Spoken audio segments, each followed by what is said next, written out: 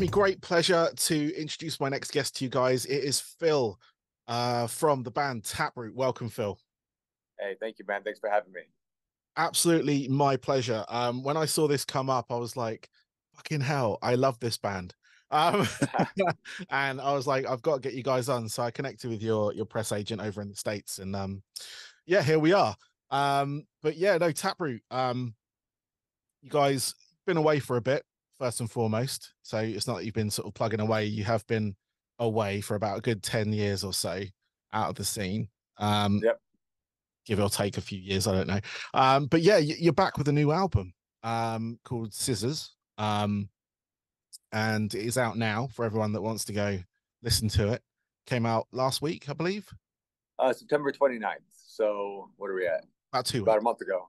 Yeah. Yeah. Yeah. Sorry, I keep. Yeah, time flies. I forget man. we're Time in November. flies. It's crazy. Yeah. But yeah, that's out now. I gave that a listen. I've had that on listen for quite a while. It's a Taproot album. Yeah. There's a couple of tracks on there I really like. The one you did with Elias, in fact, the one you just released, from Nonpoint. That was a great track. It's called Favorite Song. Yeah. That's our single right now. Yeah. Yep. Second Thought, I thought was a great track as well. Yep. And I mean, you released a few singles before that, but the whole album's out now, so people can go and listen to it. It is on all the streaming services, as far as I'm aware. I listen to it on mine. And you guys also released a B-sides and rarities album. Yep. Well, it's actually a best of our B-sides and rarities album. Okay. Like we did a box set. I want to say like 2017-ish. Just because nothing had been going on with us, and yeah, we're talking, and we had all this music that we hadn't ever released. So it's sort of like, B-sides from albums that never really, they're out there, but they're not for on the regular albums. And then just some, demos and, things that were barely even demos, just ideas that we'd had. And we made this, I think, 144 songs on this 8-disc compilation, right? So that was released limited edition. I think we did like 1,000 of them or something, just for people that wanted them. Yeah. And so we liked what we did with it, but we promised we wouldn't release the same thing again. So we kind of did this best of that, which is basically about 2 songs per era of Taproot, like basically kind of per album of Taproot. Okay. 2 songs per era, and it ends up being like 16, 17 songs on the thing. And it's pretty cool taste of what you would get with the whole box set. Yeah, it kind of felt like a cleaning of the closet, if you will.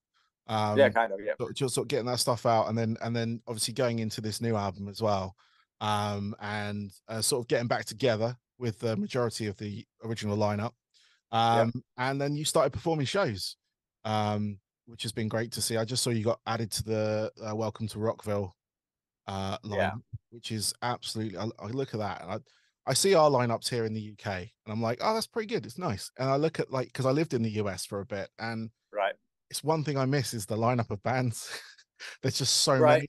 I mean, well, because see them all, but it's crazy. It's absolutely crazy. How do you guys like sort of look at that? Like when you see a festival that is jam packed with bands like that, how do you?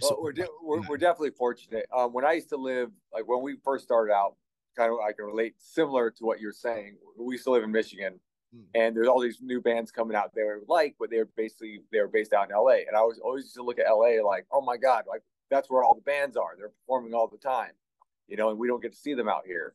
So probably similar to the UK. Not that you guys don't get bands out there, but there's certain bands I know that are popular here. They don't make it there very often, us included, because it's hard to get over there. It's expensive. You have to have the time, the whole thing, and then you have to have, the popularity enough for people to want to come to see you to make it worthwhile, right? But you guys have some great festivals. I don't know what's current. I know we did the Download Festival, back in the day. That was a big one that we did. Is that still? That is still going. That they've just announced their lineup for this year. It's the 21st year. Okay. And they've just announced I think they got pretty much same sort of headliners in the shape of Queens of the Stone Age, Fall Out Boy, and the other one escapes me. I'm gonna have to look it up. But yeah, they've just announced their lineup, and it's got a solid sort of undercard as well. Which is important these days, because that's where you find a lot of bands, for one. And 2, like sometimes the headliners can be a bit samey. Not to disrespect the festival or anything like that. But yeah, you got Avenged Sevenfold, the other headliner. So Okay, nice. you got that lot, and you've got Machine Head, Pantera, Offspring, Right, Blood, all that kind of lot playing, along with, like, they've announced like 40 something bands already. Um, right. so yeah, we do have that. We have Bloodstock Festival, which is the other sort of big metal festival in the UK, that is. And then we've got a bunch of sort of like smaller ones that kind of circulate those. Okay. So Yeah. yeah, Yep. Yeah, I see. So, yeah, what do I think? I think it's great. I mean, I think I've kind of missed like the Ozfest style where that show would yeah, travel around, yeah, But it's good. It's a nice way to get all these bands together and try to see some of your favorite bands all in one go.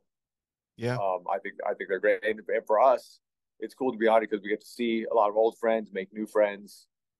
Some of these bands like Chevelle, for instance, we've Mm. been I've missed them every time, but we've done there's a couple festivals that they're on that we're on. I'm hoping to say hi to those guys again. Haven't said hi to them since probably 2005 or six. Yeah.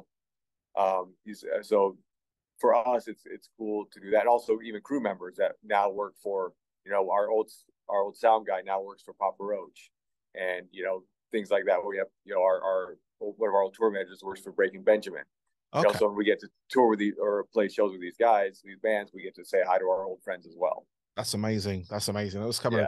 Yeah. I had a similar thing last year. I went to because I used to be in a band back in the day, and a lot of friends, a lot of people I've sort of kept in contact with. And there was this festival happening in the UK, and I went to it, and it was like a big reunion. It was great. It was just like Yeah. Right. people used to tour with, people used to book us, people used to like, just help us out back in the day. And it's Yeah. just great to reconnect with them after all these years. And, we're now online Facebook friends and whatnot and all that kind of stuff. So it's sort of worth it in that respect to sort of keep in touch with them and see what they're doing. And, Yeah. because you Well, spend a lot of time. So that's what's been interesting about doing these shows too, because again, like you said, you have your Facebook friends and all that stuff that you feel like oh yeah, I know all these people that are our fans and friends and everything. But then we start playing these shows again, and there's people that I haven't thought of in 10, 15 years that are coming out to these shows. I'm like, oh yeah, hey dude, or like that. You're just so excited to see them come out and still be supporting you. And we all have our own busy lives and all that kind of stuff. But the music kind of brings you back together, and our fans are excited to see each other. We're excited to see our fans. Our fans are excited to see us. Like, the whole thing is just this really cool vibe of what's going on right now. And I don't know, man, it's a blessing doing what I'm able to do right now, because I've got a regular job, I've got a wife, I've got kids. yeah, And to kind of, I thought I was done really doing other than like a show here, a show there, right? yeah, We've done a show in Michigan where we're from, but to be doing as many shows as we're doing now, and then to have more stuff lined up for next year, I forgot how much I love this. I really do enjoy being on stage with my band, and just talking to fans afterwards and before, and going out to the different cities we're in and seeing the sights. Dude, the whole thing is, even just the traveling for hours on end, yeah, sometimes is fun. You just play music, you get to see what other people are listening to. yeah, Get long chats with your bandmates and crew. Dude, it's awesome. yeah. No, I mean, it's something that I miss on that front, or I have missed Yeah. in that time. And it's like, I did actually catch you guys when you came to the UK. I was going to say, when you mentioned coming over to the UK, it was back in, Oh yeah, I want to say 02, 2002. probably. Yeah. I think you were supporting Pitch Shifter. Oh yeah. Okay. It was only a couple of shows I think you did, because you were on like a Kerrang festival or K-Fair. Yeah, it's something like that. Yeah. But I think I caught you guys at the Nottingham show you did. Okay. Um, Yeah. I and love Pitch Shifter guys, man. Those guys are great. yeah, no, another great band. Especially from this shore as well. I know part of them live over in the States now as well. So it's sort of, but Right. they Yeah. occasionally get back together, which is nice. Nice. But yeah, no, I'll just say I caught you guys back in the day with your album Gift and Welcome. Both those were sort of big albums in my life. Yeah. Nice. And just sort of being part of my not just part of my listening, I also DJ rock clubs and stuff, so playing out like Gift and Poem and again and stuff like that to people to get them dancing and stuff like that in the nightclub. Yeah. Nice. But and it's like this opportunity, like you guys coming back. I went back and I listened to those albums, and I did actually miss Plead the Fifth. I didn't realize that had come out. All right. Yeah. Perfectly honest with you. Yeah. So Yeah. discovered All that good. one. Love that. And the episodes as well. I missed. Yeah. But no, catching up is good. But yeah, no, this new album, Scissors, really digging it. I've been recommending it to people Nice. Thank you. last few weeks and stuff. So hopefully, you know, get enough momentum. And I'm not saying I've got that big a pull, but get over here and play something here. It would be cool. We've been talking about it, and it just has to, when the stars line up right, we'll make it work. Yeah. Timing again is important, and just be able to spend enough time there, because right now, I have a regular job, Yeah. and it's just I work 5 days a week, Yep. And all these shows we book as like Friday, Saturdays, so that I can I only have a limited number of vacation days. Yeah. So to go over to the UK, it's like that's a whole vacation. It's a whole, it's like all if we go for 2 weeks, that's about half my vacation time for the year. Yeah. So it's just hard to make that work at this current time, but we've got some ideas on how to make it happen, so we'll see. Cool. I mean, that'll be cool. I mean, I'm looking at coming over to that festival in Florida because oh yeah, nice. Yeah, I used to, well, basically when I lived in the States, it was in Florida. I lived in Tampa, so I kind of know, well, I know it's not Daytona Beach, but I know the area. I know how to drive over there, which is great. Yeah. Right. And all that kind of stuff. So that all helps. But that like it is looking like hopefully if money is right, we'll do it as a family and go over there and enjoy as much of that as we can, because it looks huge. It just looks massive. So but yeah, I mean with you guys, what is your sort of, apart from what we just talked about, what is your sort of plan going forward? What is the plan with Taproot? Is it to keep going? Is it to, is there another album potentially in the wake at the moment, or are you just sort of living off this last one? Right now we're sort of, the new album just came out. Yeah. So we're riding the wave of whatever's going on right now, right? New metal seems to be on this, upturn. People are really excited about this, with the way that generations go with music. Like, people are excited about what we're doing again, which shocked the crap out of me, because I didn't know that this was going on. I'm not very in touch with music. And yeah, dude, it's been amazing, man. I did not expect the response that it's been so far. It's just been like, it feels really good. And so we're trying to just kind of reestablish ourselves. New album is as relevant as any of our albums, I feel like, and it's got songs like, say, favorite song, yeah, no one else to blame, we control our destiny. There's some real badass songs on this album that, and even as me, some of them are still growing on me that I'm liking more. Like, we control our destiny. For some reason I didn't really love it at first. It just kind of was a little too much for me, I guess. I don't know. I'm a little more tame these days. But after playing it live and learning it, it's one of my favorite songs. Yeah, there's a couple of like sort of on the scale of epic song or ballady songs on there as well that people out. I mean, you've got was it Live Without You? Love Without You. Yeah, Love Without You with Audrey Ray. Yeah, she's awesome. And you got The Best Things in Life, which follow it on the album. Yep. Both, like, it's the way to end. Obviously, end it on there's a bonus track on the end of the one I listened to. Right. Yeah. But like, it ends on that kind of like epic scale, ballady scale. Yeah. On that front, was that something that you were comfortable with going into it, or is it sort of more, let's try this, let's do this, let's work with this local? She's a country singer, isn't she? Yeah. Yep. She's a friend of our producer, Tim Paddlein. Even though Steve did the album by himself, we're still friends, and we're recording at his studio. Yeah. Or he recorded at his studio. So Tim, we were looking for Steve. Steve wrote this song years and years and years ago, and it's changed a little bit since the original iteration. But he wanted something extra, having a girl sing on it, and Audrey was available, and she was awesome, and she did it, and a song turned out great. Yeah. It's one of my favorite songs on that album, and then that hook of that chorus is just so good. Incredibly catchy. Yeah. It's great. So yeah, I mean, like, obviously, how do you, like, with this new wave kind of new metal coming through, there's a lot of new fans coming through, and they're going back and listening to a lot of right. And they obviously, there are some that are still sort of hitting that new metal way, like, they're still at the top of the pyramid, like Korn and things like that, and they just did their collab with Adidas. This isn't one of them. This is a standard Adidas top. But how's, like, obviously, so you just sort of like, you found that out. Did someone approach you regarding it, just saying that new metal is now going to be the next sort of wave? Because we had a Not at all. Yeah, emo not at all. resurgence, which was Yeah, strange it's because that came before, yeah, exactly. Yeah, that came after new metal, sorry. So it kind of like, it's almost new metal got missed. yeah, right. Yeah, I don't know.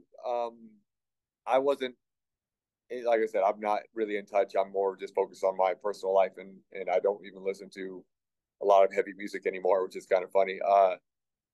But when essentially I talked to our manager Tom. We were old friends. We weren't even he wasn't managing us or anything at the time. He was just an old friend that I was touching base with, and he was working for or is working for a company that does skateboards Yep. and merch. So he said, "Hey, dude, we should do a Taproot skateboard. We should do like your first 3 albums on a skateboard." I was like, "Dude, that sounds awesome. What do I have to do?" He's like, "Nothing." I'm like, "Perfect. That's what I love that. You know, like the less because I'm a busy guy, man. The less I have to do, the better." Yeah. And then from there, we started doing merch, and then the best of B sides because he heard about our B sides thing, and he was like, "Dude, we got to do something with that. We can't just let that sit." So I'm like, "Well, we can't release the whole thing, but maybe we'll do a best of." And so we did the best of B sides. And then he heard the new Taproot record was close to being done, and he's like, "Man, you can't just half-ass release this. Let me do something real for you." And so we partnered up again, and I was doubtful, to be honest. I was like, Yeah. I'm not sure how this is going to go because I didn't know there was this resurgence of the scene that we were part of. Yeah. So when he said, "Yeah, dude, this is gonna be huge," I was, I'm like, "We'll see." And then as we really, we were planning on playing our hometown already. Right? We played there plenty of times. We're going to sell it out, right? It's a smaller but cooler club, like about 550 capacity. Yeah. And so we usually do 1 or 2 nights there. And we figured we'll probably be able to do 2 nights. We'll sell out the first one in a couple of days, and we'll sell out the second one in a few weeks. Mm-hmm. So we kind of planned that. But like if the first one doesn't sell out, then we won't do the second one. We just planned on 2 shows.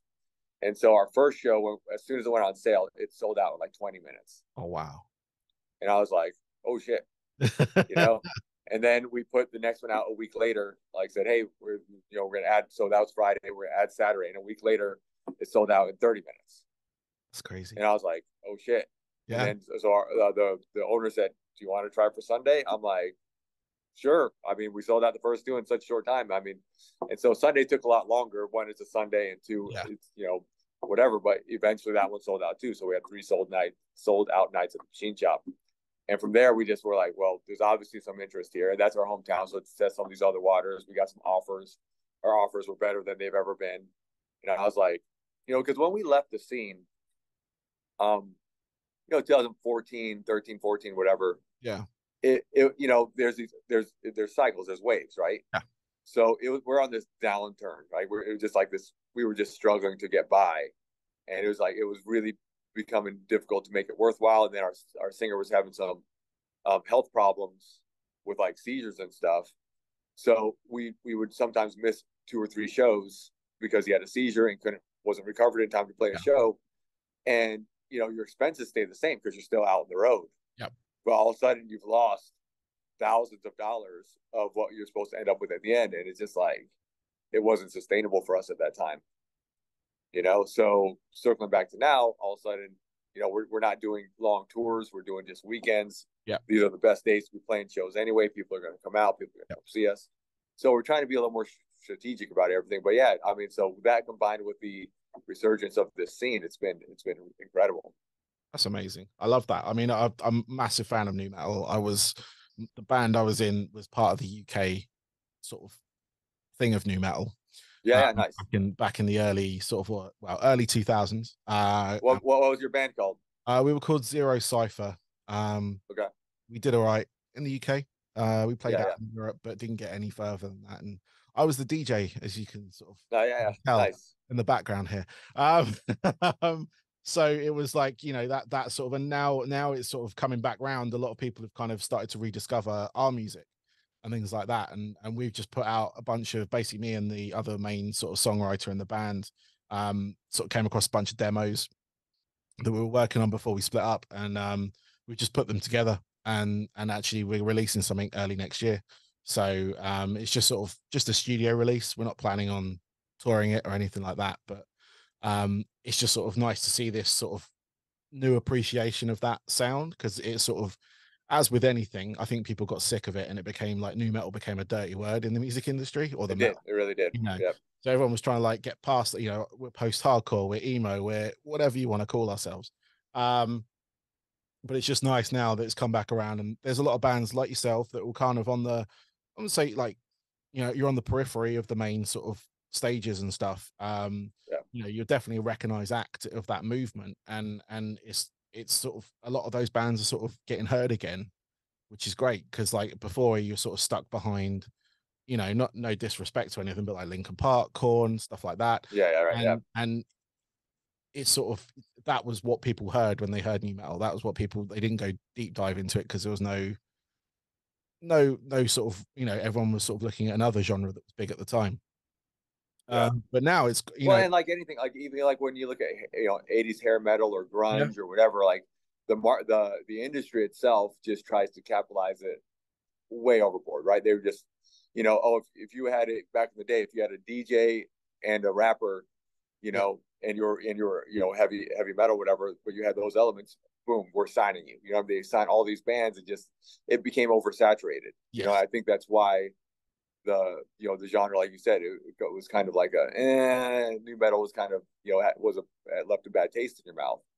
But now when you look back, and I like to look at it this way, it's not so much of a genre per se, as in like you have to have a DJ, you have to have a rapper, that kind of was what it was thought of at the time. But when you look at the bands that are considered new metal, I mean, from us to Slipknot to Mudvayne to yeah, Disturbed to all these bands, they're not they're all different styles of music, but all have came from that same time period, and all have the same idea of what we're trying to do, right? Like it's this sort of, I don't know, like music has I feel like each genre of music has its own purpose, right? I've been getting a lot more into country music lately, and it's got a certain style, right? It's got a certain feel that you get to it, and then you get into new metal, it's got a certain feel to it. You get into pop yeah, music, got a certain feel to it. So depending on your mood and how you are, and I used to be just, I'm a metal guy, I just listen to metal, and then I expanded to, oh, now I can listen to some rap because there's some rap in the new metal and stuff, right? Yep. And then you expand that to certain ones because they use real instruments like the Roots, whatever, right? You justify why you're allowed to listen to certain things, but then after a while you're just like, dude, this is just good music. You know what I mean? Like Jay-Z makes some awesome songs. Yeah. There's no reason why I want to listen to him. Eminem's freaking ridiculous. Yep. And there's and I'm one of those guys, kind of like you're saying, new metal. I know like the Korn and Linkin Parks of those genres. I don't go deep dive. I don't know that deep into it. I just know those super popular stuff. Yeah. But every genre has just there's such good music out there, and I feel like these days what's also cool, even though new metal is having this resurgence, is people are just so much more open minded. People that are liking new metal now like all sorts of stuff. Yep. It's not just new metal is my thing and that's all I like. They like all sorts of music. Yeah, no, definitely true. Definitely true. Well, I've got a couple of questions left for you, Phil. That's all right. Yeah, man. I'll let you get on with the rest of your day. But what are your like, if you could pinpoint 3 records that were the most pivotal in your life? So not necessarily your favorite records, but 3 sort of albums or songs that really sort of changed your direction into like, I want to be a bass player, I want to be in a band, I want to do the touring thing, or however, like even if it's recent stuff that kind of just changed your perspective on life. One of them was definitely Korn's first album. When that first album came out, it just changed the way I even listened. I didn't know music could be like that. I didn't know music could invoke those emotions and have that kind of that just super dark, and just that vibe. It was different than metal, right? With shredding and all that stuff, right? And it was different than grunge. Yeah, it's like you just took metal and grunge, you just made this new thing that was deeper and darker, And so that to me was that first Korn album, and it changed the way I thought about music. Metallica's "Injustice for All" was before that, and that was one of the ones that changed the way I looked at music. I actually lived in England at the time. Okay. I was stationed at Chicksands Air Force Base, which is no longer around. But yeah, I remember listening to that when we were skating. And I remember hearing Blackened for the first time, and I was just like, wow. What is skateboarding, mind you, not roller skating. But yeah, I remember hearing Blackened for the first time, and I was just like, what is this? Because before that, I'm like, I was into like Bon Jovi and Yeah. Poison and all that kind of stuff. And when you hear this other, that was just like a whole nother thing for me. More recently, let's see. What would be a third album? I mean, there's a lot, man. As far as influential albums to me, I'll go more influential would be Blood Sugar Sex Magic by the Red Hot Chili Peppers is up there. Purple by Stone Temple Pilots is up there. Jamiroquai, Traveling Without Moving is up there for me. Like, just, great bass playing that just, fits the song really well. Some a little bit more flashier than others. Yeah. But just, those are three of my favorite bass players. Flea, Rob DeLeo, and Stuart Zender. They're awesome. Yeah. No, that's I mean, they're all great albums, and as bass players go, yes, I love all those bass players as well. Yeah. I turn slightly. There is my bass guitar behind me. So, but yeah, no, they're all ones that I have followed over the years and attempted to mimic in some kind of way, but right, never as good. But I managed. So at the moment, it's just a prop behind me. But these turntables do get used; they're not just a prop, nice. which is good. Right. Yes, exactly. And yeah, so finally, so sorry, before I go to that, the Korn album, yes, that Korn album, that was one of the things that sort of got me back into metal, was that album, that and the first Deftones album. It was just, right. Those ones were just crazy. Like it was totally different from the heavy metal I was listening to. So Iron Maiden, Guns N' Roses, stuff like that. Yeah, right. Same, dude. Exact same. I'm like, because that has a certain vibe, but then you hear this stuff, it's like, this is just different. Yeah. It's just darker. It's cooler. Not cooler, just different. Yeah. No, definitely. So I still love my Guns N' Roses stuff. I still love Bon Jovi. I still, Yeah. Iron Maiden, all that. Yep. But yeah, it just sort of brought me back in. It was that kind of thing. But finally, I should get what are your hobbies away from music? So when you're not obviously doing stuff for Taproot or anything like that, what do you do to kind of like, what is your sort of getaway? What is your passion away from there? My biggest thing is Brazilian Jiu-Jitsu. Okay. Yep. It's like my ultimate everything. You know what I mean? If I could do that for the rest of my life, and if I could have a job doing that, I'll be happy. I don't need a lot more than that. It's everything. It is crazy how many musicians I speak to that are actually into that. I don't know. Yeah. I had a few years ago, I had a guy called Ty. He was in a band called Everybody Panic. He has his own studio, Brazilian Jiu-Jitsu studio that he runs. He just helped Maynard James Keenan set up his new studio. There's guys in like Nothing More. There's my old In fact, the guy I reconnected with in my band, he's been doing it for the last 10 years as well. So you guys know Nothing More over there. I wasn't sure if they've done much Europe. Have they been over there? Yeah, they've been over here. I've had them on this show twice now. And they've played, I know they're coming over and playing again soon, but they played sort of the smallish venues and the big sort of festivals so far. Yeah. They're one of they're probably my favorite new band. They're it's been 10, 15 years now or something. But to me, they're guys, that's crazy. I remember hearing them back in like 2012 for the first time. And here we are 11 years later. I still feel like they're a new band to me. I know, it's crazy. They're so good live. They're my favorites. And I remember talking to Johnny about jiu-jitsu when he first started getting into it. I'm like, dude, stick with it, man. It's so good. I think a couple of the guys, I think him and the drummer maybe, or him and one of the other guys. Do it regularly, but it's one of those things. Once you do it, like if you do it just for a few weeks, you're generally going to be hooked for life because it just feels real. It feels like this is worthwhile. This is good for me. This is good for my psyche. It's good for your mental health. It's good for your physical health. Yeah. It's just, and it's good for if you ever, I've never been in a fight in my life. I'd rather not, but it makes you feel like you could handle yourself. Yeah. You can actually do something. And I try to, my brother and I joke about it because he's a black belt. He's been training, a little bit longer than I have. And it's one of those things where whenever someone's got problems, whether it's like, oh man, I'm trying to solve, my drinking issues, or I'm depressed, or I have anxiety, or I have this, or I have that, or I'm in a funk, and where our solution is always, dude, have you tried jiu-jitsu? and his wife said to him, like, why is that always your answer? Why do you always say that?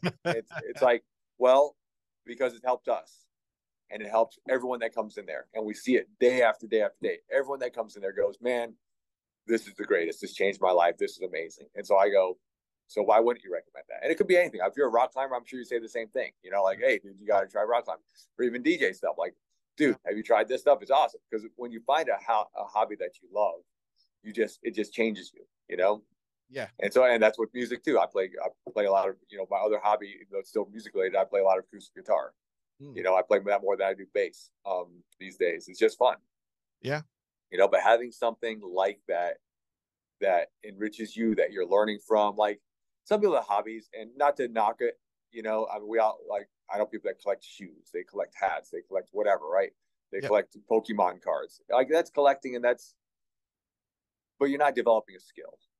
You know what I mean? Which doesn't really develop. So you're developing your collection, and it feels like you're doing it, but you're not. Like I recommend to anybody. Brazilian Jiu-Jitsu, obviously, I would recommend, but anything. Find a hobby in which there's a skill that you can keep getting better at. Yeah. That you like doing, and that will increase your quality of life. You know. Definitely. Yeah. Excellent. Well, I'm going to leave it there because that's a great place to end it, I think. Okay, brother. Well, thank you, Phil. Good luck with everything. Hopefully, we'll see you over on these shores at some point. I hope so as well, man. I'm hoping to get over to the States and hopefully see you guys anyway on that front. Hopefully that festival. It's looking so tempting. I keep talking about it, but I haven't pulled the trigger. But we'll see. But no, thank you very much. I really appreciate your time. Have a good day. I know you have done this early for me as well, because obviously you're in the States, I'm in the UK, so there's that 5-hour difference, I think, at the moment. So but yeah, thank you very much, Phil. Yeah, man. Good talking to you, brother. Thank you, mate. Right, man. Cheers. Have a good one.